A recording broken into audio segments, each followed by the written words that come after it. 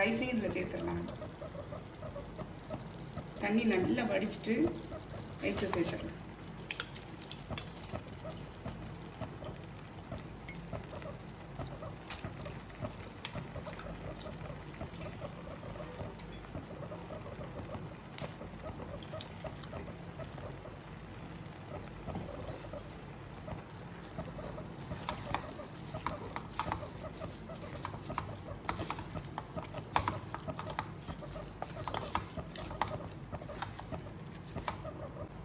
நம்ம இப்போ வந்து தண்ணி சேர்த்துடலாம்.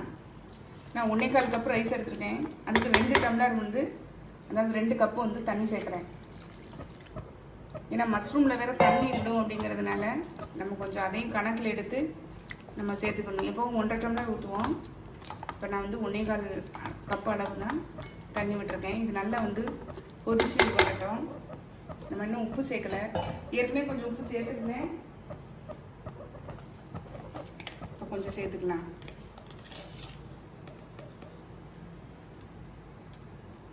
இந்த ஸ்டேஜில் உப்பு காரம்லாம் நல்லா செக் பண்ணி பார்த்துக்கோங்க.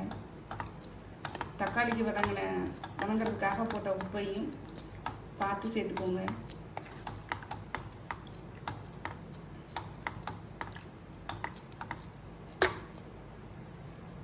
கொஞ்சம் கொதிக்கட்டும். நம்ம இப்போ அதை வந்து மூடி வச்சிடலாம். டைட்டாக போடாமல் ஓரளவு மூடி வச்சுருவோம். மீடியம் ஃப்ளேம்லேயே இருக்கட்டும்.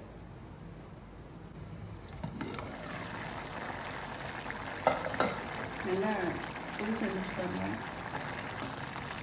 ஒரு தடவை மிக்ஸ் பண்ணி விட்டுட்டு நம்ம குக்கரை மூடிடலாம். ஏன் அப்படி செய்கிறோன்னா மேலே ஃபுல்லாக வந்து இந்த மஷ்ரூம் ஃபுல்லாக நிற்கும், சாதத்தோடு கலப்பாங்க. இப்போ மீதம் இருக்கிற கொத்தமல்லி தலையும் புதினாவையும் சேர்த்துக்கலாம்.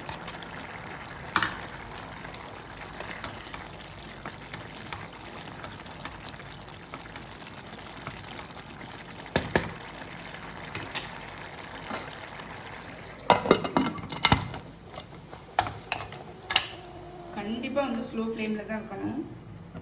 இல்லை 10 நிமிஷம் வச்சு நம்ம ஆஃப் பண்ணி எடுத்துடலாம். குக்கர் விசில் வந்தாலும் ஓகே தான், வரலைனாலும் 10 நிமிஷத்தில் நம்ம வந்து ஆஃப் பண்ணி நம்ம எடுத்துடணும்.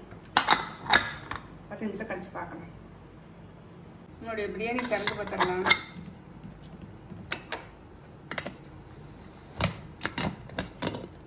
பாருங்க, சூப்பராக இருக்குது.